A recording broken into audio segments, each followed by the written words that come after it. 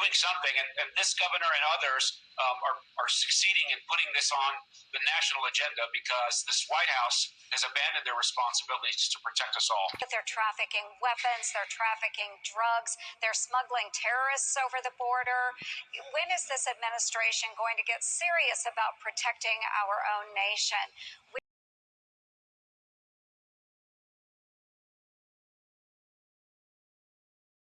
Soon adding to what has become a record-breaking year of border crossings. In this fiscal year alone, Customs and Border Patrol have encountered more than 2 million migrants, breaking the record previously set last year. Most of those encounters, single men and family units. And while pandemic-era policies like Title 42 are still limiting migrants' ability to claim asylum, it hasn't deterred families from continuing their journey north. No conoció lo terrible que es vivir en tu país de origen, que es Venezuela, con la dictadura que tenemos. Now, shelters like this in the southern state of Oaxaca say every day about 1,000 migrants arrive, entire families, often with little ones in hand. Nosotros duramos 7 años.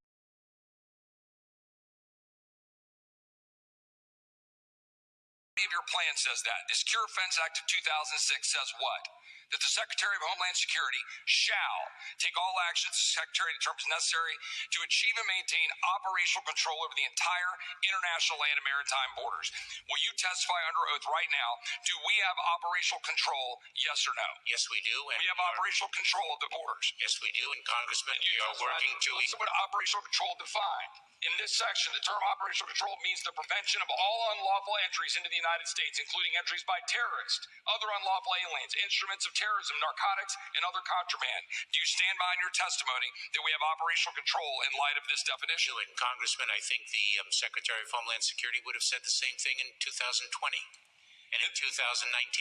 The Secretary would have at least had a basis for saying that we have some sort of control of the border, but the fact is we currently have people flowing across the border, including dangerous narcotics and dangerous members of terrorists, which your own agency sent a letter to my office after 8 months. We sent a letter saying there are 42 people on the terrorist watch list that are in the United States. You just said to Mr. Jordan, you don't even know where the hell they are.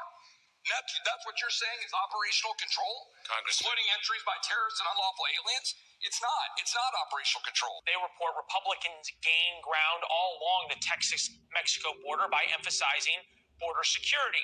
They spent time in Eagle Pass, Texas, a historically Democratic border town, now shifting to the right.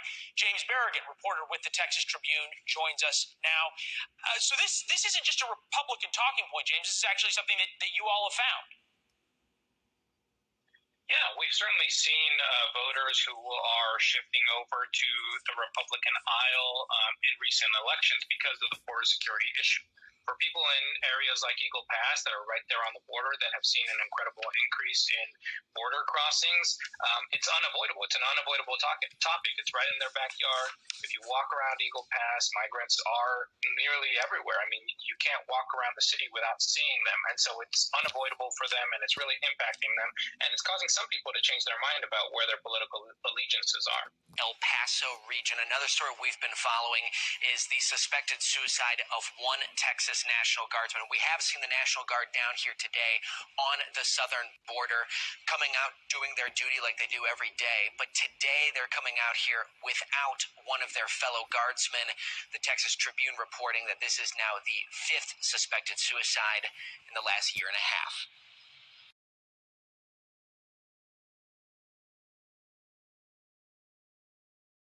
Because I'm angry.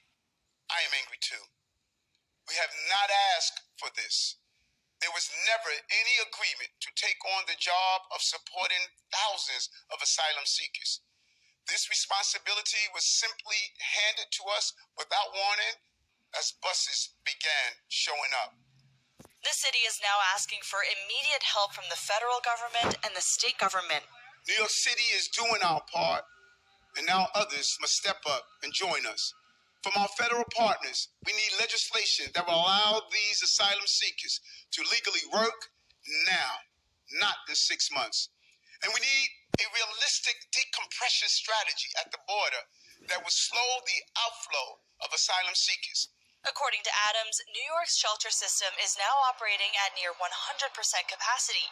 His executive order on Friday formally directs all relevant agencies to set up relief centers. And to speed up the process, he suspended certain land use requirements. Reporting by Allison Lee, NTD News.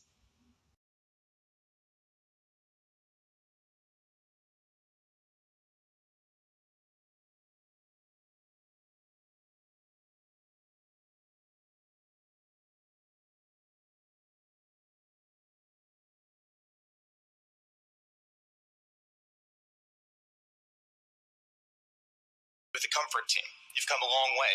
We're going to offer you food and water. We want to make sure you're comfortable. We're going to show you where the dining area is, which has 3 hot meals a day with South American cuisine. We're going to show you where you're going to be sleeping. We're going to show you the area where we have iPads and phones that you can use to reconnect with your family members. Then beyond that, we're going to talk to you about the most important part, which includes re-ticketing and where we're going to help you to get where you want to go. We're going to have a team of expert case managers there that speak your language.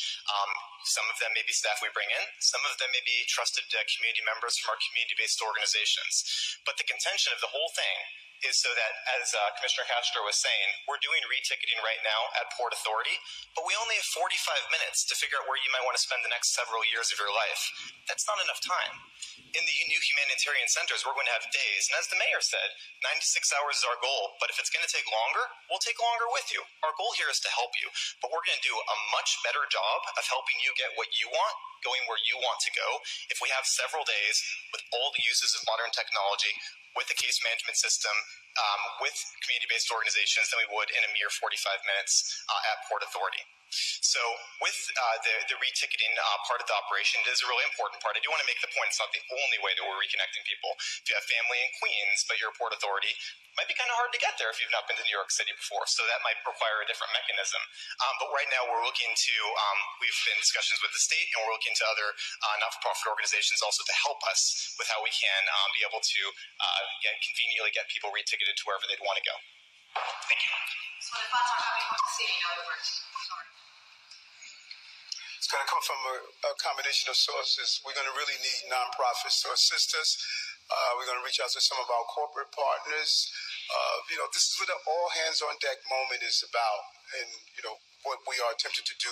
And I don't think people really heard the depth and the well thought out way we are helping people who are coming to the city. And I just find it surprising that when people do a proper analysis of what this team has done, people just want to critique, criticize, and say what should have been done. We've stepped up. We've stepped up. And I would really challenge, go look at what others are doing. Go look at what people are doing in other places. New York should be proud of what we have accomplished and what we are doing. And what you just laid out, Doctor, is exactly what we're doing. We are taking people, taking our time, giving them the support that they need during this traumatic experience that they are going through right now. That I don't care who you are in this room. You trace your lineage. We all came from somewhere, all of us.